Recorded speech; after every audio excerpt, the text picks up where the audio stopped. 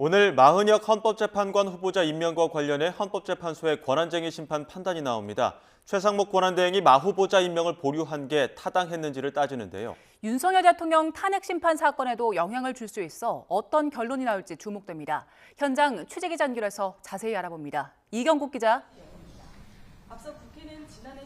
네, 헌법재판소에 나와 있습니다. 먼저 윤 대통령 탄핵 심판 관련 내용부터 살펴보겠습니다. 오늘도 재판관들의 평의가 이어질 예정이죠? 네, 맞습니다. 그제 변론을 마친 재판부, 다음 달 중순으로 예상이 되는 선고 전까지 휴일을 제외하고 매일 평의를 진행한다는 방침을 세웠습니다. 그런 만큼 오늘도 철저한 보안 속에서 재판관들의 평의가 이어질 예정입니다. 회의실에 설치된 도감청 방지장치에 대한 점검 매일 이루어지고요. 또 재판관들에 대한 밀착 경호도 유지가 됩니다.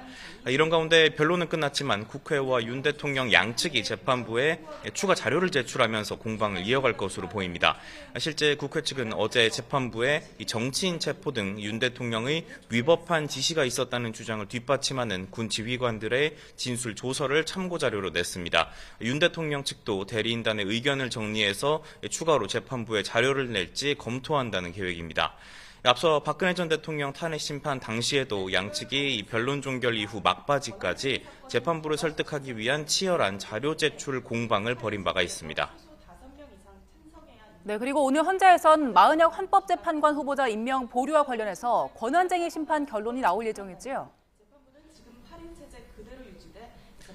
네, 맞습니다. 헌재는 조금 뒤져 오전 10시쯤부터 우원식 국회의장이 국회를 대표해서 최상목 대통령 권한대행을 상대로 낸 권한쟁의 심판 결과를 선고합니다. 국회가 심판을 청구한 지 55일 만입니다. 앞서 최상목 대행은 지난해 12월 정계선 그리고 조한창 헌법재판관을 임명했지만 마흔혁 후보자에 대해선 여야 합의가 확인되지 않았다면서 임명을 보류한 바 있습니다. 이에 우원식 의장은 최 대행이 국회의 헌법재판관 선출권을 침해했다면서 권한쟁의 심판을 청구했습니다. 애초 지난 3일에 선고가 진행될 예정이었는데 최 대행 측이 우원식 의장의 심판 청구가 국회 의결을 거쳤어야 한다고 주장하면서 추가 변론이 진행되기도 했습니다. 지금 이 사건에 관심이 쏠리는 이유가 윤 대통령의 탄핵 심판 선고 시점과도 맞닿아 있죠? 맞습니다. 헌재가 심판 청구를 기각하거나 각하하면 재판부는 지금처럼 8인 체제가 유지가 되고요. 앞서 설명드렸던 것처럼 다음 달 중순쯤 윤 대통령 탄핵 심판 결론도 나오게 될 전망입니다. 다만 헌재가 우원식 의장 청구를 인용을 하고 또 최상목 대행이 헌재 결정에 따라서 마흔혁 후보자를 재판관으로 임명을 하면 헌재는 9인 체제를 갖추게 됩니다.